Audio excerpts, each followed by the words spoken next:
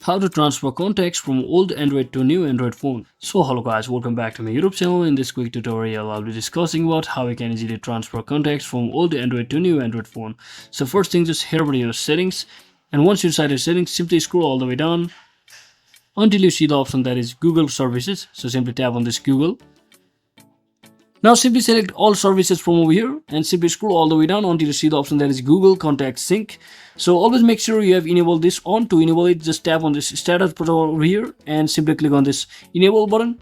And just like that, as you can see, my contacts are being enabled. And now next thing what I want to do is just head over to this devices backup and sync option. So make sure you have selected the correct account from over here. And once you selected the correct account in which your all of the contacts are being synced, now all you've got to do is just open the Google account on another phone that is a new phone with the same account which you are using over here, and just like that all of your contacts will be synced onto that device as well. So that's it for today guys. Thanks for watching. Don't forget to like and subscribe to the channel. See you on the next one.